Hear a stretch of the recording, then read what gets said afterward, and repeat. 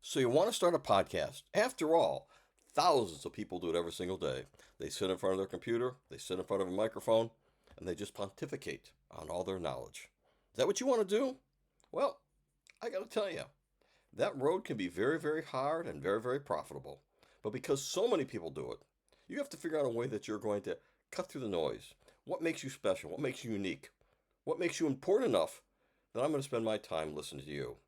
If those are questions you're asking yourself and want how to get to where you need to go, then you've come to the right place. Today we're going to start a series on how to create your own podcast, why you want to create your own podcast, best practices for creating your own podcast, the ins and outs, the secrets, the ways to accomplish it. We've helped people get there. And I've got great friends in the industry who all they do are podcasts. So we're going to provide you some insights, some guidance, some maybe connect some dots for you that you didn't realize were there. If that sounds like something you might be interested in, well, buckle in, sit back, grab a drink, because we're going to talk about that because marketing matters. Hello, my name is Bill Arnold. I'm president of Prevail Marketing. And every single day, we talk to you about techniques and strategies, ideas and tricks and tips on how to grow your business by doing sales and marketing better. I mean, the reality is we've done this for years, for decades, and we've had practical experience that worked. We've had things that haven't worked. Either way, we're going to share with you how you should progress based on our knowledge and expertise.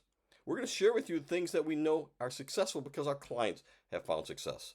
And podcast is one area that's a mixed bag. I'm going to tell you up front. I've had people who started podcasts who honestly were very charismatic. They tended to really draw people to the room, to their aura, if you will. But somehow, when they're not face to face over that microphone, it dissipated. It was lost. Maybe it was the subject matter. More likely it was the person involved. So unless you are going to be crafting a tale about the murders in the building, or only murders in the building, I should say, the TV program on Amazon, or something about murder mysteries, you need to find something that people are going to be compelled to listen to day in. Be sitting in their cars listening to you. Be vacuuming while listening to you. Be sitting at their desk and secretly listening to you. That's the secret. That's the goal. And let's talk about how that works. The reason this came up is someone recently said, well, how's it feel like doing a podcast? You must be doing like almost 100 by now.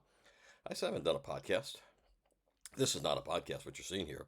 Unless you're listening to an RSS feed or an specialty app just for audio, this is a video.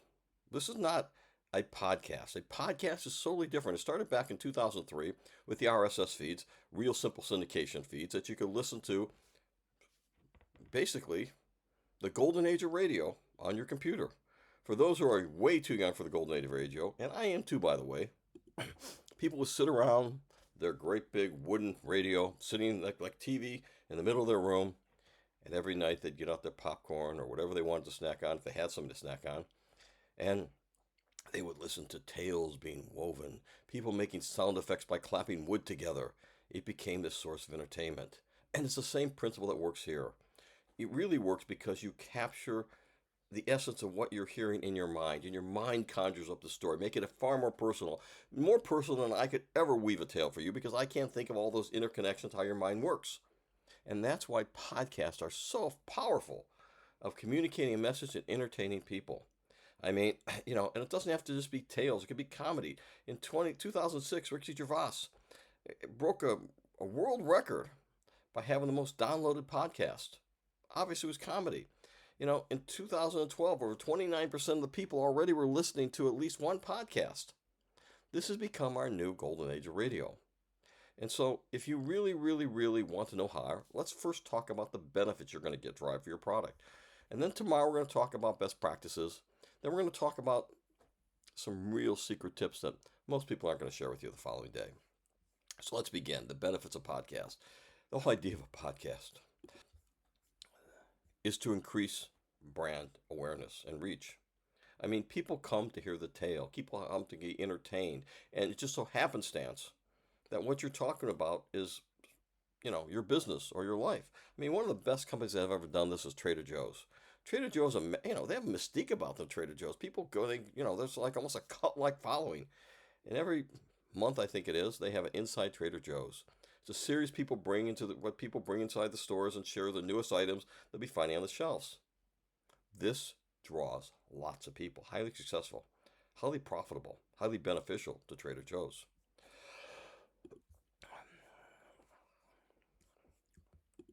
The podcast allowed Trader Joe's to become the story, not just an advertiser.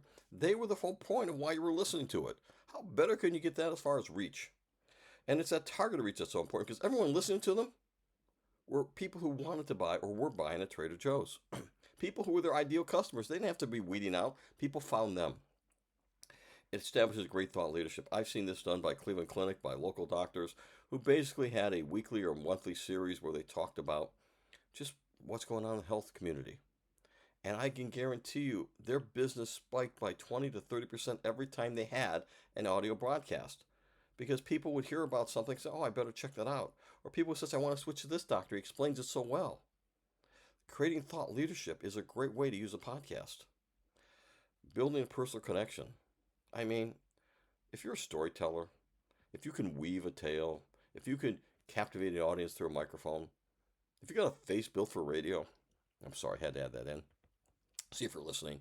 You can build a personal connection with that person on the other side of that computer because they'll listen to it throughout their day-to-day lives, on-the-go content. They'll listen to it as they're driving, stuck in a traffic jam. They'll listen to it while they're trying to fall asleep. They'll listen to it while they're doing about their daily chores.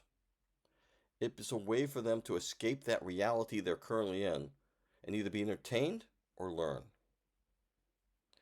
Also provides you with the benefit of deep dives. Unlike most things like TikTok and even YouTube, if I do anything more than 10 minutes, 11 minutes on YouTube, I'm stretching the area that people want to sit and watch something. But if you're in your car in a traffic jam, listening to on the radio, a 40-minute program goes by like this and you want more. It is the anti-TikTok way of communicating. Not for those who have an insufficient attention span, but for those who really want to take time and just listen and learn. Nothing better than a podcast to accomplish that.